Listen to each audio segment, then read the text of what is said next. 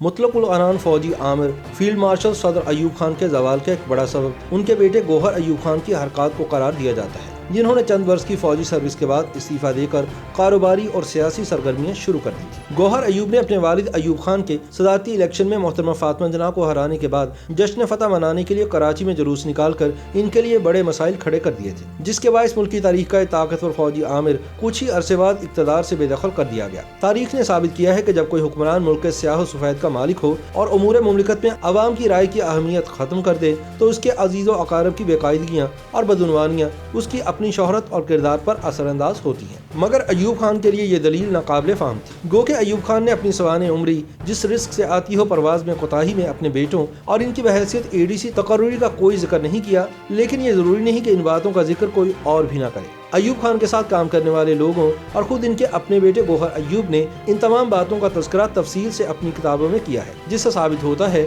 کہ captain retired گوہر ایوب خان کا عروج دراصل ان کے والد فیلڈ مارشل صدر ایوب خان کا زوال ثابت ہوا۔ گوہر ایوب 8 جنوری سن 1937 کو ہری پور میں پیدا ہوئے۔ گوہر نے سن 1957 کو پاک فوج میں کمیشن حاصل کیا۔ گوہر ایوب نے فوجی تربیت مکمل کرنے کے بعد سن 1958 میں اپنے والد یعنی اس وقت کے کمانڈر ان چیف کے ADC کی ذمہ داریاں بھی نبھائیں۔ گوہر ایوب نے چند سال فوج میں گزارنے کے بعد کیپٹن کی حیثیت سے استعفیٰ دے دیا۔ سابق لیفٹیننٹ جنرل حبیب اللہ کی بیٹی زیب کے ساتھ شادی کے بعد گوہر ایوب نے اپنے سسر کے ساتھ کاروبار کا آغاز کیا، اور وہی کاروبار ان کے والد فیلڈ مارشل صدر ایوب خان کے لیے ایک درد سر بن گیا، کیونکہ حزب اختلاف کی جانب سے گوہر ایوب کی کاروباری سرگرمیوں کو سخت تنقید کا نشانہ بنایا گیا۔ میم بے خالد اپنی کتاب ایوان صدر میں 16 سال میں پسران ایوب کے عنوان سے لکھتے ہیں، ایوب خان ایوان صدر میں منتقل ہوئے تو بری فوج کی طرف سے ADC ان کے بیٹے کیپٹن گوہر ایوب خان تھے۔ تھوڑے ہی عرصے بعد کیپٹن گوہر ایوب خان نے پاک فوج سے ریلیز لی اور نجی کاروبار میں مشغول ہو گئے۔ ان کی جگہ ایوب خان کے دوسرے صاحبزادے کیپٹن اختر ایوب خان صدر پاکستان کے ADC بن کر تشریف لائے۔ تھوڑے عرصے بعد انہوں نے بھی پاک فوج سے ریلیز لے لی اور کاروبار میں لگ گئے۔ ایوب خان کے یہی دو بیٹے فوج میں تھے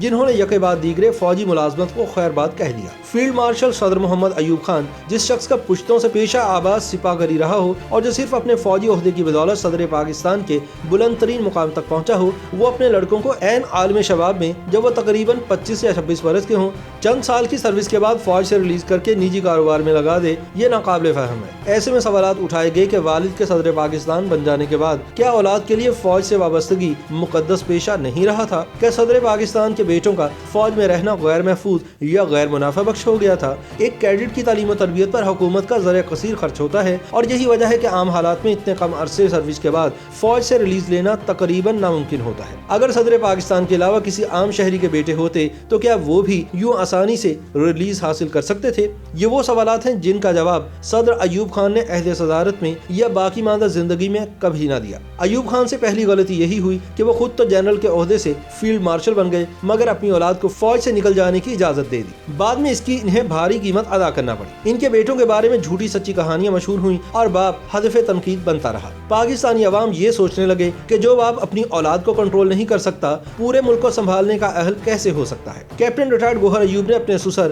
لیفٹیننٹ جنرل ریٹائرڈ حبیب اللہ خان کے ساتھ مل کر گندھارا انڈسٹریز کی بنیاد رکھی، مگر کیپٹن ریٹائرڈ اختر ایوب خان چھوٹے موٹے کاروبار پر ہی قناعت کرتے رہے۔ گندھارا انڈسٹری کا نام اس سے پہلے جنرل موٹرز تھا، جس کے حصص خریدنے کے بعد گوہر ایوب کے سسر لیفٹیننٹ جنرل ریٹائرڈ حبیب اللہ خان خٹک نے اس کا نام گندھارا موٹرز تجویز کیا تھا۔ گندھارا موٹرز کے قیام کے ساتھ ہی حزب اختلاف کے ہاتھوں گویا ایوب خان کے خلاف ترب کا پتہ آ گیا۔ حزب اختلاف نے اس معاملے کو ایوب خان کی جانب سے اقربا پروری کی بدترین مثال قرار دیا۔ حزب اختلاف کی رائے تھی کہ ایک سازش کے تحت جنرل موٹرز کو اس بات پر مجبور کیا گیا کہ وہ اپنا کاروبار پاکستان سے سمیٹے۔ اس کے نتیجے میں انہیں کمپنی ایوب خان کے بیٹے اور اس کے سسر کو فروخت کرنا پڑی۔ مخالفین نے اس بات کو عام کیا کہ صدر ایوب خان نے لیفٹیننٹ جنرل ریٹائرڈ حبیب اللہ کو ایک اعلیٰ کار کے طور پر استعمال کیا۔ گوہر ایوب کے بقول ایک موقع پر صدر ایوب خان نے بھی تسلیم کر لیا تھا کہ جنرل موٹرز خرید کر ہم نے غلطی کی ہے۔ اس کے بعد صدارتی انتخاب کے مارکے میں بھی گوہر ایوب نے اپنے والد کو رسوا کروایا۔ یاد رہے کہ ایوب خان اور مادر ملت محترمہ فاطمہ جناح کے درمیان صدارتی انتخاب کے نتائج کا اعلان 3 جنوری سن 1965 کو کیا گیا۔ صدر ایوب کے حق میں 49,647 اور فاطمہ جناح کے حق میں 28,345 ووٹوں کا اعلان ہوا۔ بظاہر ایوب خان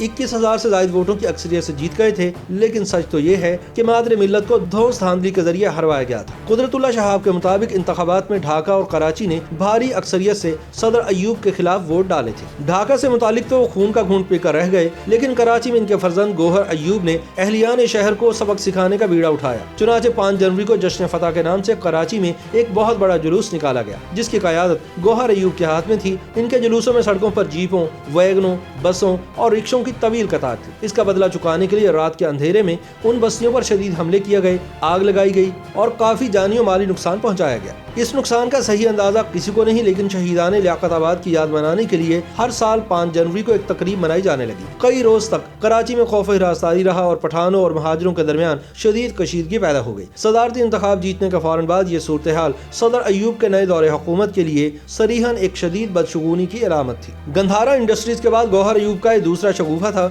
जिसने सदर अयूब की साख पर बदनामी, बदसगाली, बदफाली और नहूसत की गहरी धूल उड़ाई। इस कारनामे के बाद गौहर अयूब ने मजीद पर पुर्जे निकालना शुरू किए, जिससे बादियों नजर में ये गुमान गुजरता था कि शायद सदर अयूब अपने इस बरखुरदार को वली अहदी के लिए तैयार कर रहे हैं। रफ्ता रफ्ता वो कराची के नज़्म नसक में बड़ी हद तक दखील हो गए। कुछ अरसे बाद जब इन्हें कराची मुस्लिम लीग की राब्ता कमेटी का चेयरमैन मुकर्रर किया गया, तो ये अफवाह फैल गई कि इस तकर्रुर के पर्दे में इस नौजवान को अगला सदारती इंतखाब लड़ने की तरबियत दी जा रही है। कराची में ऐसे लोगों की कमी न थी जिनके दिल में गौहर अयूब के खिलाफ गम और गुस्से की आग पहले से ही सुलग रही थी। इस अफवाह ने जलती पर तेल का काम किया। इस सूरत हाल का इल्म न सदर अयूब खान को था न गौहर अयूब को, क्योंकि बेशतर सरकारी और सियासी इदारे इन दोनों की खुशामद और चापलूसी में लगे हुए थे। अहलियाने कराची की अशुफ्तगी, बरहमी और झल्लाहट का भांडा उस वक्त फूटा जब रमजानुल मुबारक के पहले जुमे के मौके पर गौहर अयूब ने कराची की मेमन मस्जिद में तकरीर करने की कोशिश की और जबरदस्त हंगामा बर्पा हो गया। लोगों ने तकरीर सुनने से इनकार कर दिया, किसी कदर हाथापाई भी हुई और गौहर अयूब को बमुश्किल पुलिस की हिफाजत में मस्जिद से बाहर लाया गया। इस एहतजाजी वाक़े ने एक तरफ तो गौहर अयूब की बढ़ती हुई तवक्कुआत और ख्वाहिशात की बिसात उलट दी, दूसरी जानिब सदर अयूब के इक़्तिदार की सीढ़ी के पायदान को भी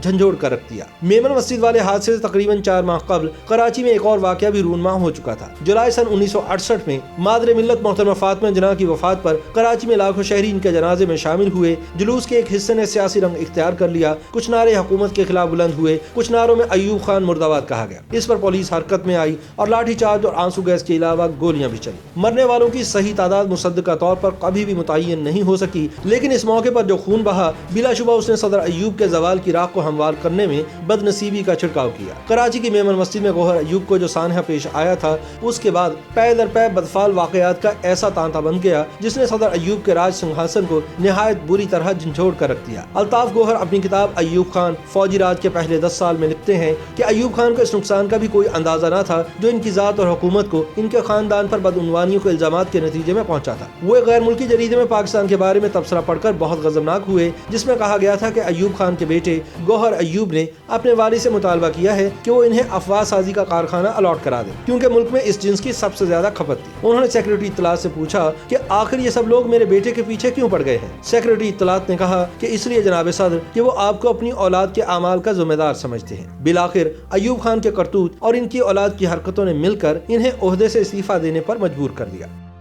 YouTube पर गूगली न्यूज देखने के लिए youtube.com की सर्च बार में गूगली न्यूज टीवी टाइप करें। गूगली न्यूज के पेज पर सुर्ख रंग के सब्सक्रिप्शन वाले बटन पर क्लिक करना ना भूलिए। YouTube पेज पर अपलोड होने वाली वीडियोस से बाखबर रहने के लिए बेल आइकन पर क्लिक कीजिए। आपको हर नई वीडियो के बारे में नोटिफिकेशन मौसूल हो जाएगा।